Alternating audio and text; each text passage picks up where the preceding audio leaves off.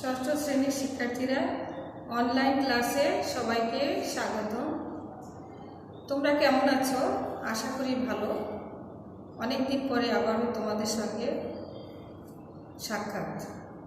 চলো তাহলে আমরা বেশি কথা না বলে দেরি না করে মূল উদ্দেশ্য যেটা সেদিকে যাই। চলো আমরা পড়ার উদ্দেশ্যে যাই। আজকে আমরা যে বিষয়টা আলোচনা করব বা যে বিষয়টা পড়ব সেটা আমাদের অত্যন্ত গুরুত্বপূর্ণ একটা বিষয়। সেটা হলো ছেদ চিহ্ন বা জ্যোতি চিহ্ন বা বিরাম চিহ্ন। তাহলে আমরা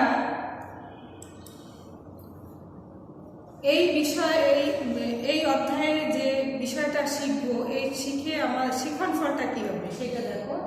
শিক্ষার্থীরা বিরাম চিহ্ন সঠিক প্রয়োগ করে বাক্যে লিখতে পারবে। তার মানে তুমি যদি সঠিক বিরাম চিহ্নটা নাই বোঝো তাহলে বাক্যটা সুস্পষ্ট এবং সুন্দর হবে না।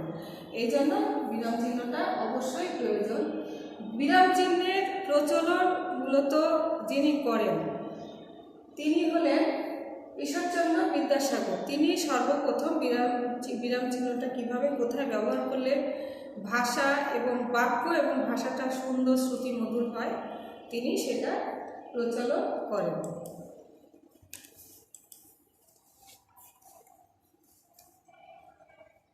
বিরাম চিহ্ন কি? বিরাম অর্থ হচ্ছে থামা, আর চিহ্ন অর্থ হচ্ছে প্রতীক। অর্থাৎ বক্তার মনোভাব স্পষ্টভাবে বোঝাবার জন্য একই বাক্যের মধ্যে বা শেষে মাঝে মাঝে বিরতির প্রয়োজন হয় এবং লেখার সময় বাক্যের মধ্যে তা দেখানোর জন্য যেসব সাংকেতিক চিহ্ন ব্যবহার করা হয় সেগুলোই বিরাম চিহ্ন। বিরাম চিহ্নের অপর নাম জ্যোতি বা ছেদ চিহ্ন।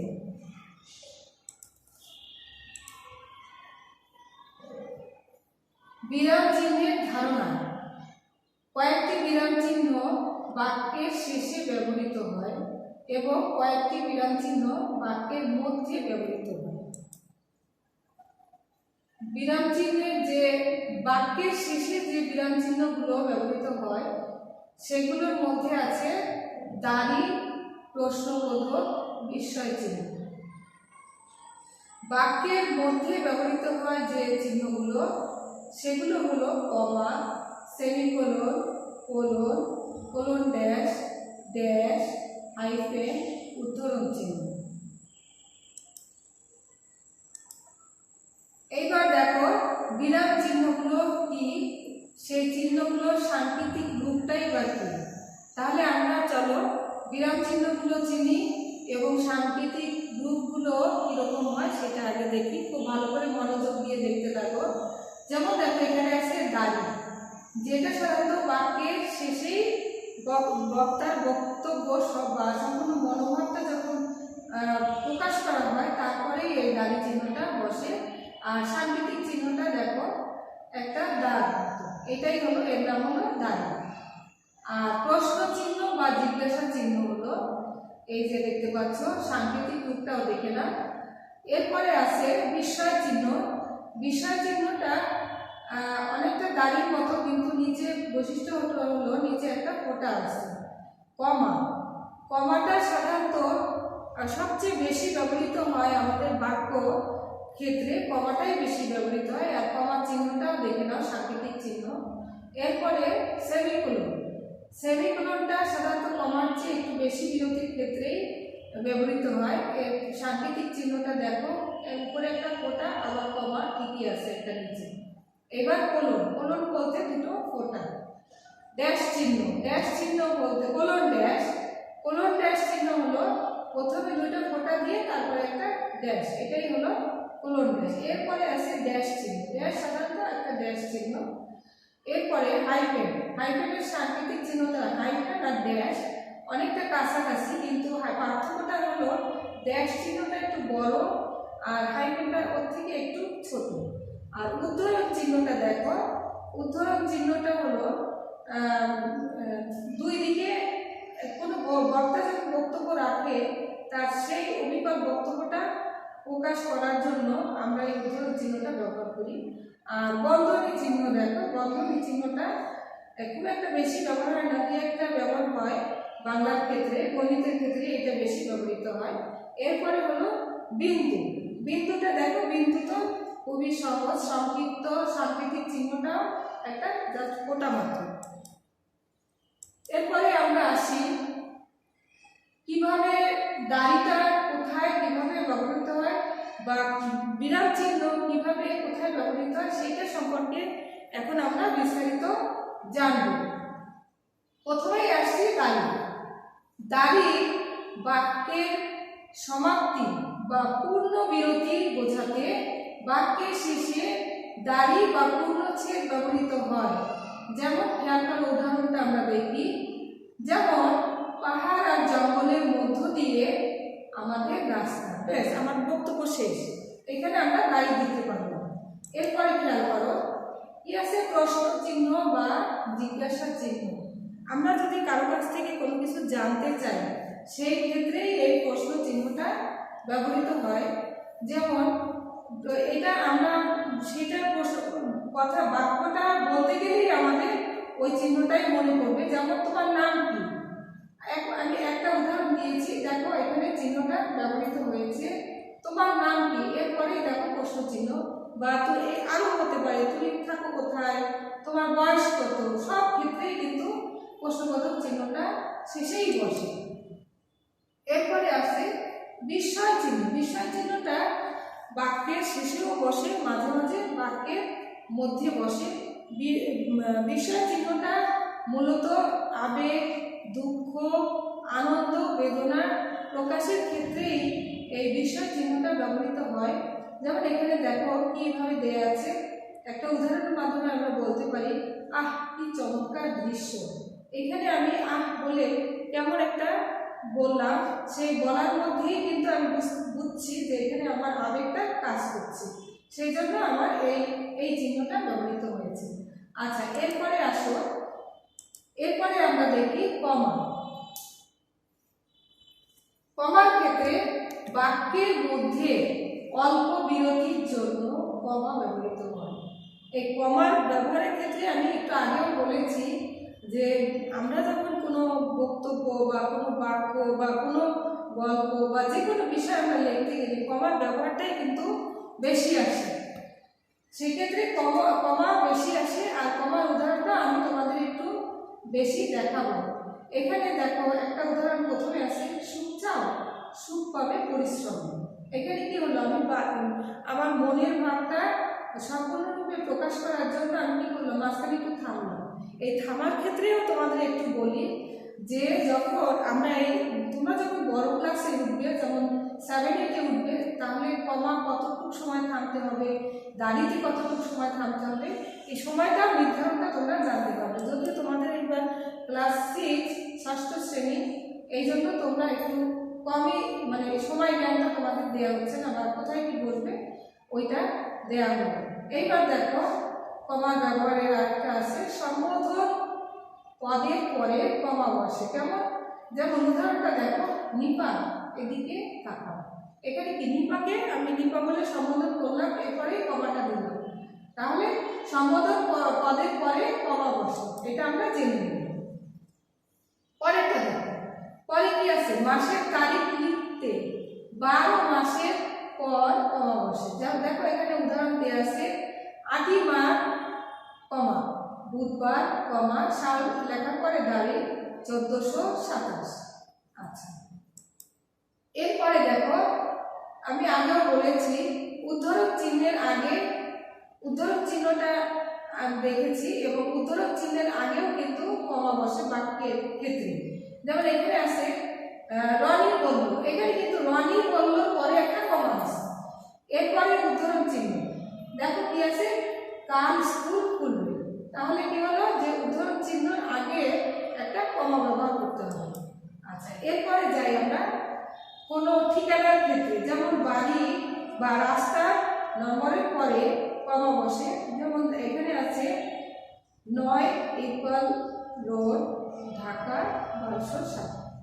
তাহলে এখানে কি হলো, কমাটা নাম্বার বা বাড়ির পরে নাম্বারের পরে কমা বসলো, রোডের পরেও বা রাস্তার পরেও কমা বসলো। আচ্ছা, তারপরে আছে সমজাতীয়।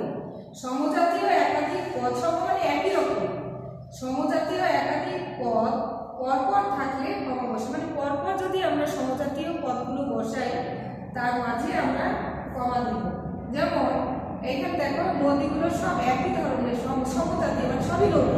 যেমন এখানে আছে পদ্মা, মেঘনা, যমুনা আর কর্ণফুলী, আমাদের বড় নদী।